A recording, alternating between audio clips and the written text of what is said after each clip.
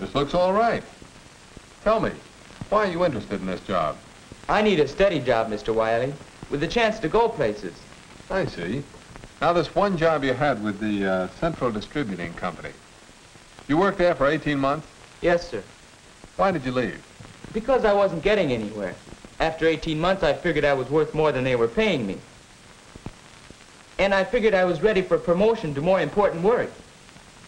I see. Honest, Mr. Wiley, it was a rotten company. I don't know why I stayed as long as I did. Tell me, were you fired? Yes, I was. But it wasn't my fault. The company just up and started firing people. Retrenching, they called it. What do you think of that? I think it's a pretty normal situation. A business has to live within its income. Many factors affect that income. Sales, general economic conditions, the development of new industries that replace old ones. For these and many other reasons, businesses often go through periods of adjustment and reorganization when they're forced to let people go. I didn't do anything. Why me? You said that in 18 months you hadn't gotten anywhere. That's right. Other fellows who started later were promoted right over my head. How much warning do you need? Couldn't you see the company valued the other fellow's services above yours? But I thought I was doing fine. What did I do? Do you expect me to answer that? No, sir. I guess you wouldn't know. Actually, I probably do know, better than you do. I have no business taking time for this, but, well, I can't help thinking you might really amount to something if you'd set your mind to it. Try to see yourself as your employer saw you. Better still, let me give you a picture of a case I really do know. It's about a young man who came to work in our shipping room here, and another young man.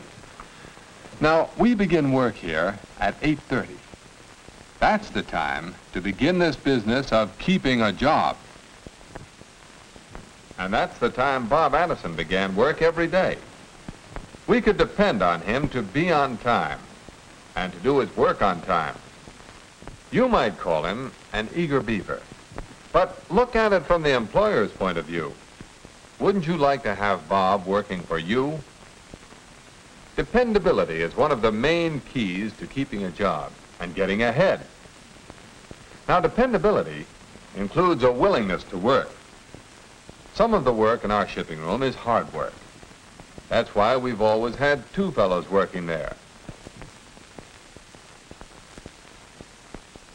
Well, two fellows who were supposed to be working. The other fellow I want to tell you about is Walter, Bob's brother, Bob's twin brother. But the resemblance is only skin deep. Look at Walter from the employer's point of view, and you see how not to keep a job. Look at him from Bob's point of view, and you see how not to get along with your fellow workers. On the other hand, Bob would be popular wherever he worked. You know, he would do his share of the work and help others who needed help. Cooperation is another way to keep a job.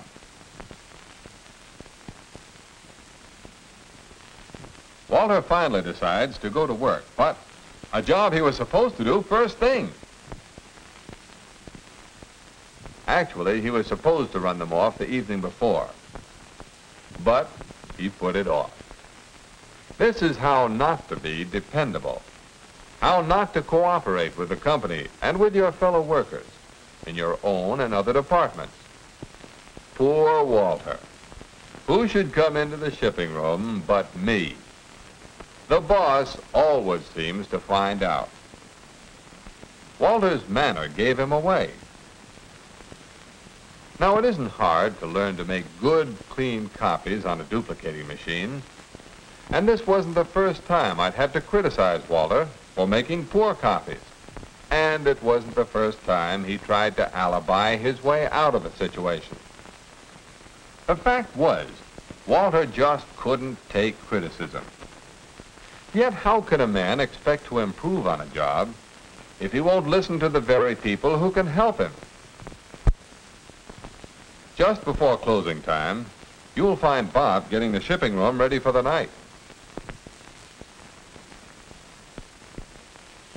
And you'll find Walter getting himself ready, so he won't be a second late punching the clock. An employer sees this as a sure sign that a man isn't really interested in his work. I ask you, if you were the employer and had to cut down your staff, which fellow would you keep? That's not hard to answer. But why didn't you go ahead and fire this, Walter? Now, don't be too hasty. I'm only telling you about Walter's bad points. He did enough work to hang on to his job. As long as times are good, there'll be jobs for fellows who just barely do enough to get by. But to keep a job when the going gets rough, you need to insure your job. Make yourself so valuable your employer can't let you go. We've talked about dependability and cooperation. Now, another prime quality is initiative. And for once, I have something good to say for Walter.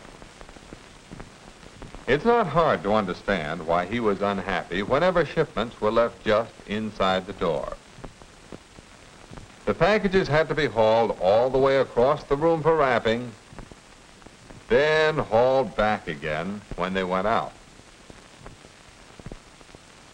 If you don't like the way things are done, you can spend a lot of time complaining about it. That was Walter's usual way. But this time, he got an idea, and he knew what to do with it. In every company, there's plenty of room for improvement, and the management usually welcomes suggestions from employees. Walter's idea was a practical one, so we adopted it. The company benefits through time saved and less handling of packages. The fellows in the shipping room benefit through having one of their harder jobs made easier. And Walter improved his standing with his employer by his display of initiative. But one good mark isn't enough. One day, not long after, Walter was taking advantage of a lull in the work, and Bob was bringing the shipping records up to date when... What you got there? Shipment for you. Wise guy.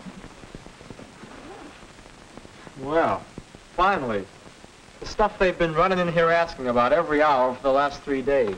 Sign here. That's the way it is in this company.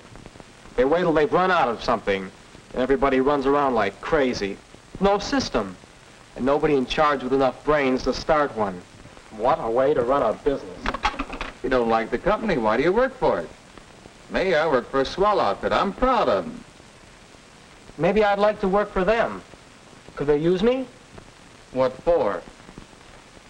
A press agent?